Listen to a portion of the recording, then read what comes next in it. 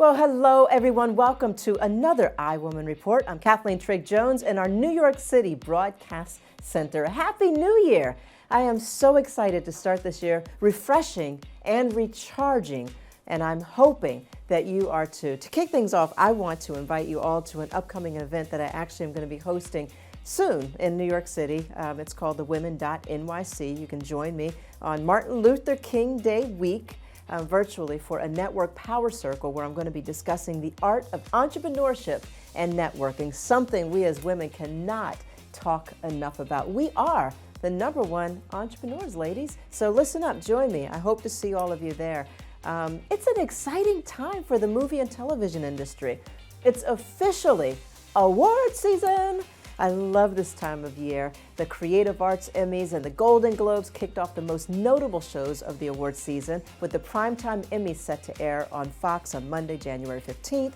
While there are so many talented and creative people being honored at these events, there are also some really great highlights. The Emmys, which were postponed in September due to the WGA and SAG-AFTRA strikes, are presented in 3 separate ceremonies, with the biggest one airing on January 15th. But of the awards that have been announced, Keke Palmer made history when she won for Best Game Show Host for NBC's Password. This is the first time that a woman has taken the trophy for that category in 15 years. Yes, Keke, thank you for breaking those glass ceilings and breaking through barriers. Certainly, we're going to see more groundbreaking wins at the Emmys next week on Monday. History was also made at the Golden Globes as well. Lily Gladstone became the first Indigenous woman to win a Golden Globe for acting for Killers of the Flower Moon. Have you all seen that yet? I haven't gotten a chance to see it, but I'm gonna lock myself in one weekend and watch all these movies. Ali Wong and Steven Yeun also made history at the Golden Globes by being the first actors of Asian descent to win in their categories for their limited series, Beef. Aside from all of the great achievements of the night, there was still a low point to the ceremony. The show's host, Joe Coy, has received a lot of criticism for his attempt to poke fun at some of the biggest nominees of the night. Perhaps his biggest bomb was when he praised Oppenheimer for being based on a 721-page Pulitzer Prize-winning book about the Manhattan Project, and belittling Barbie. You can't mess with our girl Barbie, come on. But he said that it was just a movie about a doll with big boobies. I'm not so sure, ladies, but I'm not sure. We're gonna talk about that a little bit. But when the cameras panned to the audience, we saw a lot of grimaces from Selena Gomez and Helen Mirren. The entire Barbie table was not amused at all. You could see it on their faces, and neither was most of the internet. So we're going to start getting back to my question of the day. We haven't done it in a while, but this is my question of the day for all of you out there. Should comedians get a pass on jokes that toe the offensive line? What is the actual accepted moral code for a comedian? We've had a lot of mishaps with comedians in these awards shows, so I want to hear from you. Did he cross the line, and should comedians get a pass when it comes to crossing that moral code? I'm not sure how I feel about it. I didn't find the jokes funny personally, but that's just me. All right, in more entertainment news, our latest Little Mermaid is all grown up. Yes, you guessed it, Halle Bailey is finally letting everyone in on her big secret. After months of speculation and shutting down rumors on whether or not she was packing a little bundle of joy, well, Ms. Bailey announced on her Instagram that she had given birth to a baby boy named Halo. I don't know how she kept that a secret from all of us. Anyway, her caption included a sassy shout out to everyone commenting on her body these past few months, writing, "The world was just desperate to know you. Congratulations, Halle Bailey and her man, DDG." We are celebrating a recent victory with our sisters just across the border in Canada. All women should be celebrating this around the world, and hopefully this is the first of many. Officially starting December 15th of 2023, all federally regulated employers are required to provide free menstrual products in all employee restrooms. And yes, that includes men's restrooms as well. This includes pads, tampons, and even having a covered disposal container in every stall. Menstrual products are a necessity, and they need to be seen as such. Hopefully, this will kickstart a period product revolution, and we'll begin to see this trend come to the United States. Fingers crossed, to make moves toward no more period poverty. Period. And coming up a little later in the show, we're going to actually have one of the winners of our Audience Choice Award whose film focuses on this very issue. You don't want to miss my conversation with the creator of Hell Week. Taraji P. Henson and Oprah are at the center of a feud. Or are they? Is this all fabricated? I think so. Taraji has been outspoken on the press tour for The Color Purple about a less than ideal working condition that she had to fight against during filming. While Oprah is a producer, she's not the studio, guys. She's not the person in charge of set or any of the things that go on with the actors there. Yet that did not stop people from pitting these two black women against each other. Oprah has shut down the rumors, blaming the whole thing on social media, saying she did everything that she could to support Taraji and the rest of the cast with any needs that were lacking. But to be clear, again, Oprah's a producer. She's not the studio who has a say in pay. However, I really salute you, Taraji P. Henson, because you're absolutely right. You should be speaking out. Someone needs to speak up about the inequalities in Hollywood and in corporate America. And for women, period. It's time that women had equal pay, period. No more said. I have a dream that one day this nation will rise up and live out the true meaning of its creed. We hold these truths to be self-evident, that all men are created equal.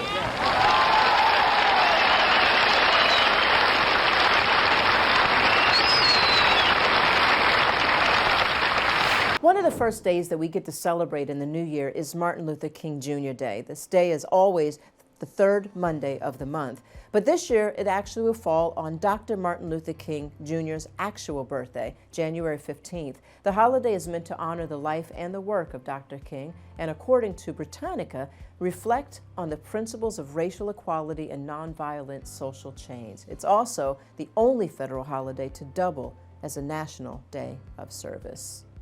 One of the highlights of our iWoman New York Women in Film and Television Shorts Film Festival every year is our Audience Choice Award. It's our chance for you, our community, to show your support for our amazing female filmmakers by watching and spreading the word about your favorite films shown right here on iWomanTV. Throughout the festival, we have a contest and award the most watched film with the Audience Choice Award. Today, I was fortunate to sit down and speak with one of our winners, Mirejah Cruz. She is the writer, director, and star of the film Hell Week, a film about a disorder that affects thousands of women that very few actually talk about. Here's a sneak peek of the film and some of my conversation in this week's Creator Conversations. I have a couple more days left, I think. And if not? Then the ground will split in two, the flames of hell will rapidly seep through, and my pent-up wrath will consume everyone in sight.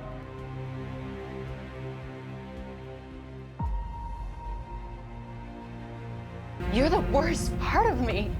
Nobody understands you the way that I do. Well, nice to see you too.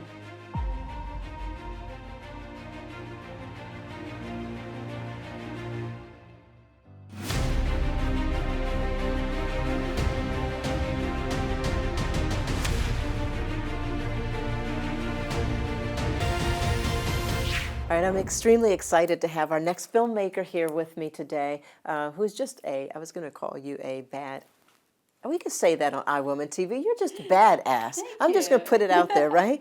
I mean, you're a director, producer, writer, you're an actress, you're beautiful, and you're the second place winner in our iWomanTV New York Women in Film and Television Audience Choice Awards. So congratulations. Thank you so much. Thank you for having me. Absolutely. I want to start actually by setting the stage for this film, Hell Week, that you created. So Hell Week was our second place winner this year. Audience Choice Award, of course, is chosen by the films that get the most viewers that watch them at the end of our film festival, and yours did extremely well on iWomanTV. But set the stage for us. So Hell Week is a dark comedic short about premenstrual dysphoric disorder. It's a narrative. It's a girl who's going through the ups and downs of living with PMDD. And I kind of wanted to tell it in a narrative, not really a PSA, but I wanted to bring awareness to premenstrual dysphoric disorder. What made you select that as a topic? It's something that I actually struggle with. It's a reality for me and millions of others. So I really wanted to just get it out in the world, to get more information about it. Yeah, and I love the fact that you really do focus on young girls. Tell us a little bit about it. So talk about how you came up with the concept, what the film is about, and what you learned from it. Yeah, so I really initially didn't want to make a film about PMDD just because it was super vulnerable and personal for me. But I really realized that I needed to. It was something you couldn't really find anywhere else. You kind of needed to just go and Google it on your own. So that was really the start of it, is just like creating a conversation around it and building a narrative around that. Right. Did you learn yourself because of it something you've been struggling with? Is it something you wish that you had known maybe when you were coming up? Yes, I wish that I was aware of PMDD before I was diagnosed, and I wish that just more people understood it instead of having to explain it all the time, and really I just wish more information was available to everyone. PMDD is really it's more your brain is having a negative reaction to the rising fall of estrogen, and with PMS you're getting kind of more physical symptoms. PMDD you're getting more of the mental symptoms, so the depression, the anxiety, all that stuff. Yeah. To be able to put that into a film was not easy, No. right? To be able to make that entertaining, and yet it is. How did you come up with the storyline? Did you write, direct, produce, everything? I wrote it and I produced and I acted in it, and then a friend of mine directed. But writing it was really just kind of grabbing from my own personal experiences and what my months look like having PMDD, and also a support group that I'm in on Facebook, kind of gathering all their experiences and putting that into one and making a script of it. It was tough, and again, it was very vulnerable. But it was so nice and kind of just like relieving to put that out there and to see how many people really did relate to it. And so what is next? You've made this film. You've won the Audience Choice Awards on iWomanTV, New York Women in Film and Television. Congratulations. It's like an Oscar, right? Yeah, I celebrated for sure. Good. But what is next for you in your career? For me, what's next, I think, is a feature. I think that's just the natural progression of this, and I'm really excited. Congratulations again. I want to present you with this iWomanTV, New York Women in Film and Television Audience Choice Award for being a fantastic example. Thank you so much. Of a female creator who defies the odds. Thank you so much. I really appreciate it. I'm so happy to be here. You're so welcome. And you have to promise us that you'll come back and collaborate with us and bring us your projects and spread the word about how incredible our community of women supporting women in television and film is. Yes, of course. I will be back. Awesome. Congratulations. Thank you. You can watch my complete interview with Mirejah Cruz as well as the film Hell Week right here on iWoman.tv. As the second place iWoman Audience Choice Award winner, she received a cash prize of $500. Congratulations again. Before I get into my thought of the day, I want to talk to you about some of this year's New Year's resolutions. It's an important time for all of us. It's a time to write down your goals, no matter how big or small, to get them out into the world. I'm a firm believer of writing them down, journaling, write them down, go to sleep with these thoughts in your head, and then manifest them so that they become a reality. I want you to keep me accountable, and I'm definitely going to keep you accountable. My resolution is pretty simple this year. It's to do everything I can to make this world a better place. That means equality. That means freedom. That means women being able to say and do what they want without pressures from any kind of political oversight or anything that's telling us how to live. So my goal is to do everything I can as a woman to continue to teach my daughters and to continue to teach every woman that I come in contact with how to be a boss lady. It's plain and simple. And this brings me to my thought of the day. As we embrace this new year that is upon us, let us reflect on the incredible power and resilience of women. We've seen a filmmaker who not only wrote and starred in her own award-winning film, but also brought light to an issue affecting thousands of women. Through fearless determination, she was able to normalize talking about our periods and premenstrual dysmorphic disorder in hopes that it might make a difference for other young women who may be suffering. Today, I lift up our sister Taraji P. Henson for advocating for equal pay, embodying the spirit of speaking out without fear. History is filled with stories of women fighting for our rights and for equality. This unyielding struggle teaches us something profound. the undeniable and fearless power of women. The courage and determination to defy odds are not just inspiring, but a beacon of hope for change. As we continue to fight for women's equality, remember that our journey does not end until inequality is a tale of the past. I encourage you, all of you, to join this fight. Stand with us in solidarity, and together, let's make the world a fairer and better place for all. Remember, the strength of women is in the strength of society.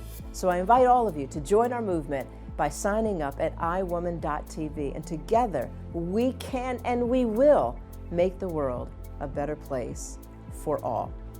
That's going to do it for this iWoman report. I want to thank all of you for joining us. Everyone, please stay healthy, stay happy, and stay safe.